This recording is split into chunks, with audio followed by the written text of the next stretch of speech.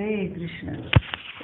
हरे कृष्ण बच्चे अधृश्य कला से राधा रानी के चरणों पे कुंभ, कृष्ण के चरणों में जो कुंभ है, इस चिन्ह का अर्थ है कि श्री कृष्ण के चरण कमल शुद्ध सुधारस का स्वर्ण कलश धारण किए हैं और शरणागत जीव अबाध रूप से उस सुधारस का पान कर सकते हैं।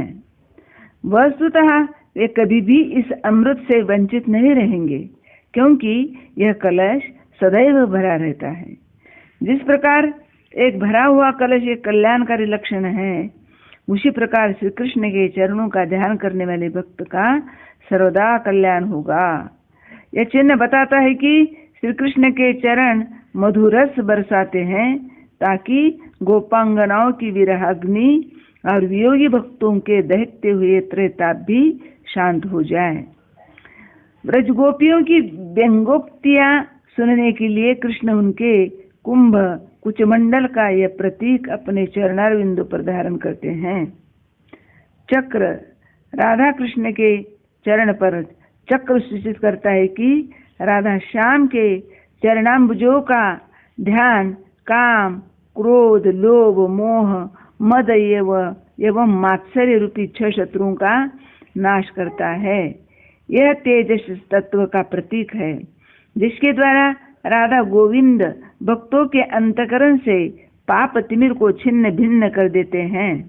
इसके अतिरिक्त राधा के चरण पर यह चिन्ह यह दिखाता है कि वे ब्रजमंडल द्वारा निर्मित अपने साम्राज्य की सम्राज्ञी है। श्री कृष्ण के चरण पर चक्र का प्रतीक है। श्री कृष्ण के चरण सरोजों का सदा ध्यान करने वाला भक्त काल द्वारा कभी भी नष्ट नहीं होगा। यह शाश्वत रूप से ब्रज गोकुल के आनंद में निवास करेगा।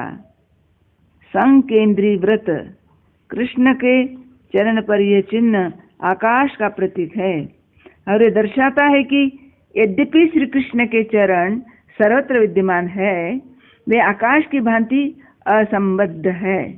यह चिन्ह यह भी बताता है कि श्री कृष्ण हर वस्तु के भीतर सांसारिक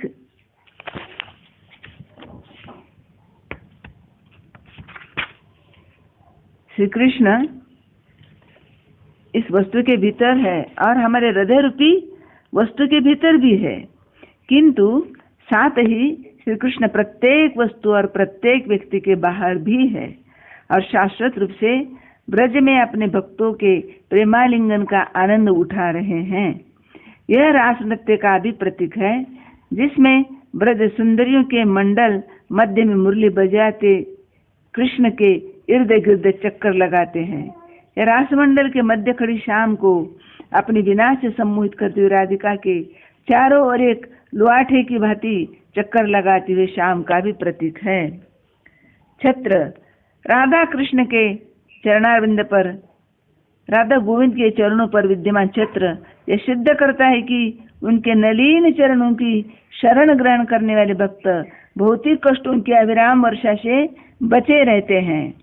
राधा के चरण पर छत्र यह सूचित करता है कि उनके जलज चरण उनके प्रियतम को उनके वियोग के झुलसाते हुए ताप से राहत प्रदान करते हैं।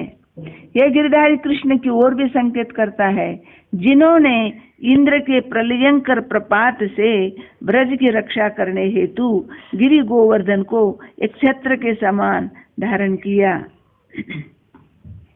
इसका अर्थ यह भी है कि जो व्यक्ति राधा श्याम की पदछाया में बैठते हैं, वे महाराजाओं की भांति महान हो जाते हैं, जिनके शीश के ऊपर प्रायः छत्र होते हैं।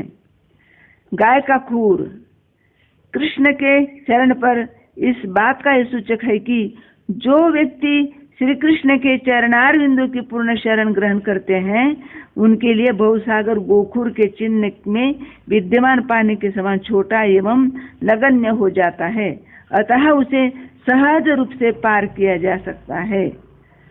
वज्र यह चिन्ह कृष्ण के चरण पर का सूचित करता है कि श्री कृष्ण के पाद पंकजों का ध्यान भक्तों के पूर्व पापों के कर्म फलों रूपी पर्वतों को चूर्ण विचूर्ण कर देता है।